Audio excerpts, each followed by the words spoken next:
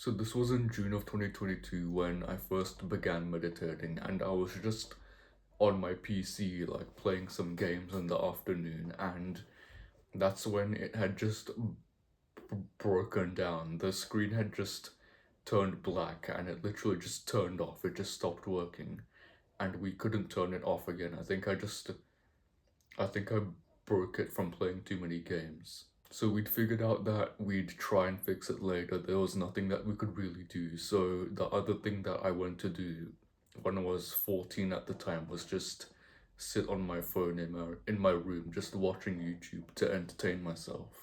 And a few days previous, I'd actually stumbled across Hamza when I was in that like gaming session when my PC was working. So I decided to revisit his channel to see what was happening.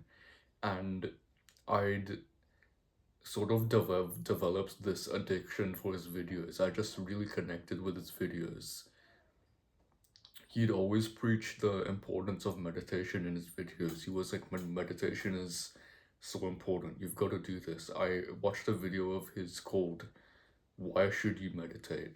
His content was just about men's health and men's lifestyle, so I thought I'd check it out. The app that he'd recommended to me and the app that he was using at the time was called Medito, which is the app that I still use to this day. So I downloaded Medito and I was quite confused because I went into the app and there were just all of these courses that had hit me. I didn't really know what to do. But the people in the course, the people in the app had recommended to me to do this course just which was just called Start Here. It was called something like Start Here or Meditation for Beginners or Beginners Meditation. I I'm pretty sure it was called Start Here. And the modules inside of that course were things such as learning how to sit, focusing on the breath. They were all like 5 to 8 to 10 minutes long. And at the time, it had felt quite daunting because I did find out about it from scrolling through YouTube, and scrolling through YouTube has been notorious for lowering your patience and attention span. So sitting in that solitary period for like 5 to 8 minutes had just seemed so scary. I didn't think I could do it, but I did end up doing it. I went through all of the modules and I was doing pretty good. I felt my patience and attention span leveling up. And that was only for June. In July is when I had this like massive stall. I kept on giving in to petty excuses like, oh, someone's talking loudly in the other room, so I can't meditate. I gave in to those petty excuses for like the whole month, so I just didn't meditate for the whole month, which is something that I'm not quite proud of. But I did manage to get myself back up on my feet in August, and then I was pretty consistent for the rest of the year. Then in January of 2023 is when I fell off hard again because we went to a trip to Adelaide for 10 days, and I just had this thought and belief in my mind that I could be lazy and complacent for those 10 days and just not meditate and just be on my phone indoors all day, just eating junk food, just scrolling and watching TV. And that 10-day period had ruined me because when I came back from Adelaide, that like dungeon mode had continued for another 3 months where I was just not meditating at all. Just just struggling to do like 10-minute sessions here and there, which is also something that I'm not proud of. I think I'm telling you that story so that you don't ever get lazy or complacent yourself. I've never been in a holiday mode ever since because I was so traumatized by that belief that I could be in a holiday mode. Never ever think that you can like self destruct for a certain period of time just because you've changed environments and locations. And I think that's what it was. I was just in a different environment where there were even more petty excuses, even like just like July of 2022. But I did manage to get myself back up on my feet in June of that same year, which is when I began doing like half an hour meditations, 35 minutes, and pretty clean for the rest of the year. And I remember in March to May of 2024 is when I was following another one of Hamza's courses, and he talked about how listening to meditation guides from an app is wrong. Like listening to someone talk you through meditation is wrong. He told me that the real meditators, that they literally just set a timer for meditation, which is a ding at the start and then a ding at the end. And that's the point of which I'd transferred from guided meditations to just meditating by myself. And I definitely did notice that had improved how I meditate. Because you're not actually supposed to do that if you really think about it. Meditation is supposed to be a solitary, isolated period of complete silence and mental starvation. You're not supposed to have any kind of stimulation. Those guides, I think, are just for beginners who are just getting into it. But once you've got some momentum for yourself, then you can transfer over to just timed sessions. And then from there, I was pretty consistent for the rest of the year, 2024, going up to like 40 minutes, 50 minutes. Then in January of this year of 2025 is when my meditation had really started to kick off. I was meditating for like 60 minutes, 80 minutes, 100 minutes for the whole of January, March, May, June, and then on the 3rd of June of 2025 is when I was able to meditate for 2 hours straight, almost exactly 3 years after I'd started meditating. I was able to meditate for 2 hours straight, which I think is quite profound, which is quite an achievement. That was like the 3 year anniversary. So that's my story. I just wanted to tell that to you to give you an idea of what I've been through to get to this position where I'm credible to talk about meditation. And the first point I want to give you is that I've realized that I'm much more aware and mindful. I remember that I was not mindful or aware in the past at all before I started meditating. I just like eat ice cream all day, not even realize that it was reducing my serotonin and giving me all of these issues.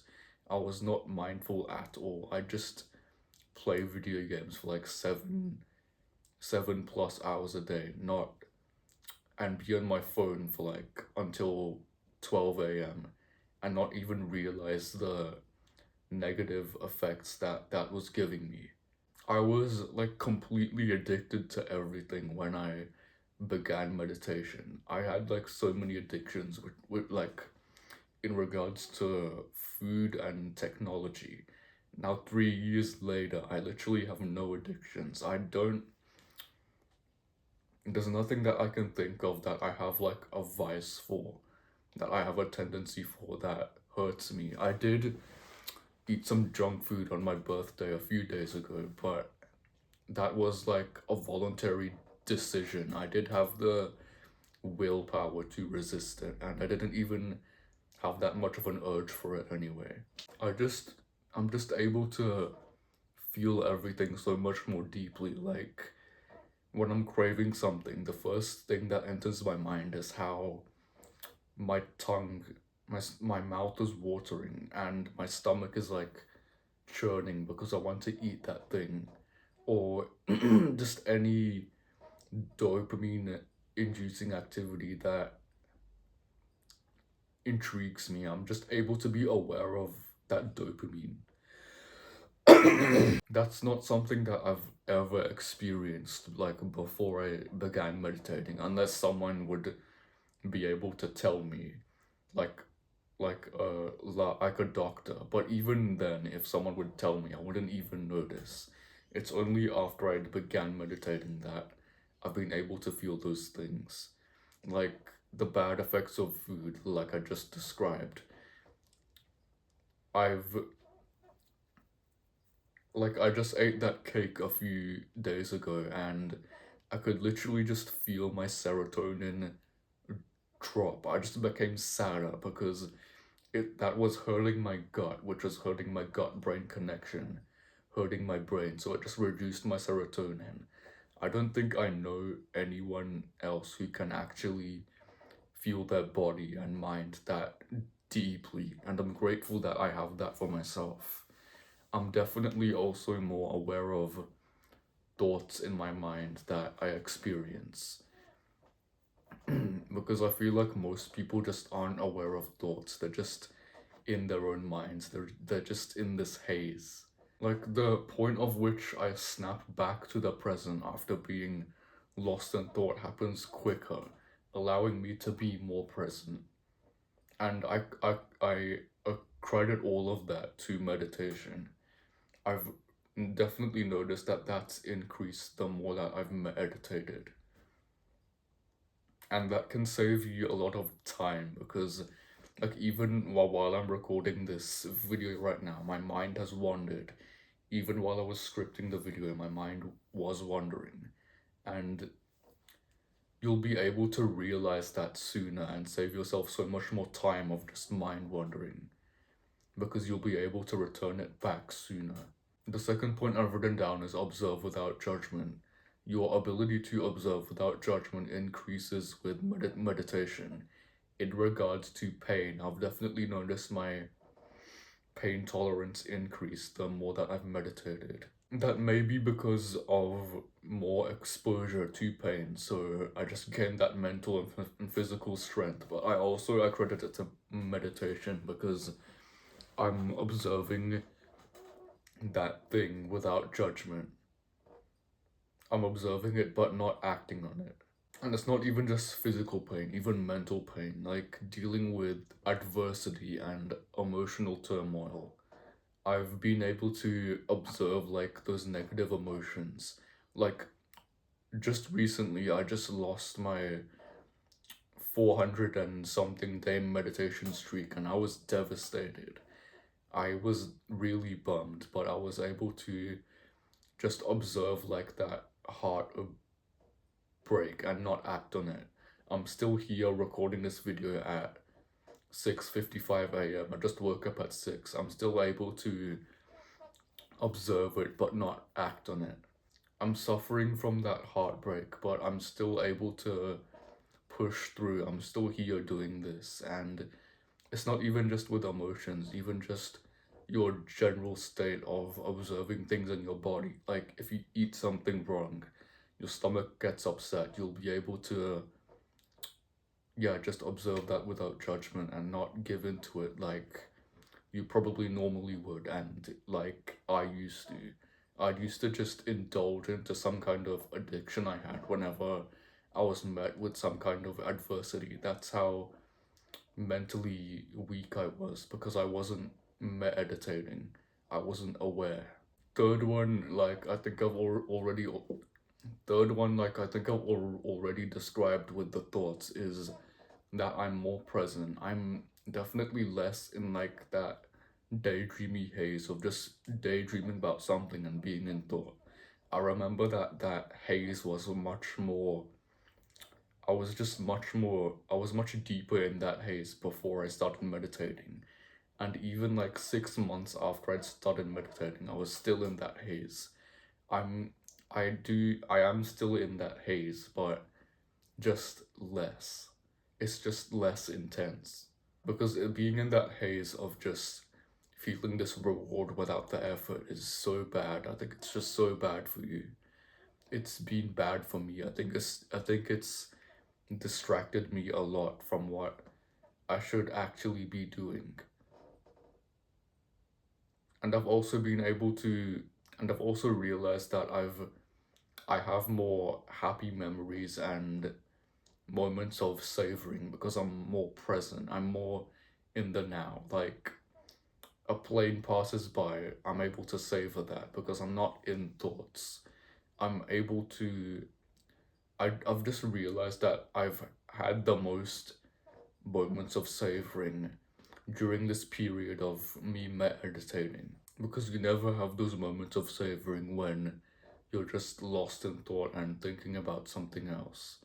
I've definitely had more happy memories after I've began meditation because I remember I'd always like had a slight phone addiction, like going on my phone in public. Now I literally just don't bring my phone in public at all. I just leave it in the car, in the glove box. I don't want to be like carrying that around because I know that I have had times where I've carried my phone around and I've said to myself, I'm going to be present, I'm not going to use this.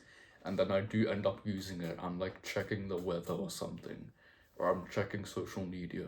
That's another thing. Like, people just need their phones because their attention span is so bad because they just can't find happiness in the present, which is quite sad. And I used to be like that as well. I've definitely seen a quality a quality of life improvement began to when I've began meditating, when I've began to increase my attention span and not need like stimulation to entertain myself. Like I remember when a few days ago I just said it was my birthday. We went to a Turkish restaurant. I can't even remember I could barely remember a time where I was lost in thought during that. We were like making jokes, telling stories, being funny. That was such a like grounding moment for me. I wasn't in thought like even the slightest bit. I was just like in a daydreamy haze for a bit, but I was mostly present. If that was before I started meditating, I would probably be in like a haze. And I remember that I I did even regularly get in a haze like 6 to 12 months even after I'd started meditating. So it does take time and patience to get to that stage. I could see like other kids were just on their phones and stuff, and it was just I'm grateful that I'm in this position where I actually have like the mental capacity of a human. I can do things like that. I can just I have the ability to just sit for 8 hours and just think and not need this form of stimulation. The last point that I've written down is emotional intelligence, like the ability to observe and infer what certain emotions and sensations are trying to tell me about my life. Like that cake and serotonin example I just described.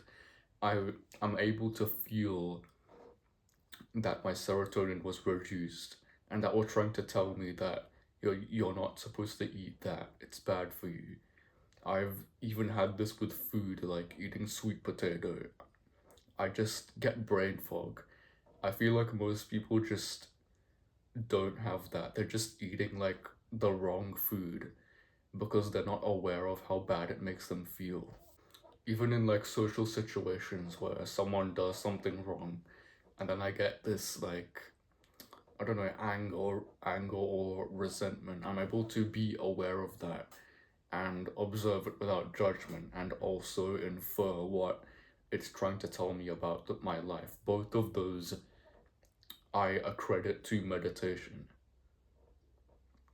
That's how powerful I'm trying to tell you meditation is. It's given me all of these powers that have helped have that have helped me in my life. There have been times where I've also just been able to really dig deep and uncover what something I don't know is trying to tell me about my life. I can even remember like when we went to Bali and Thailand, I just felt happier and fresher because we were in that tropical environment compared to Australia. I could just, I could, well, I wasn't meditating then, but when I remember back, now that I've been meditating, I remember that I could feel that.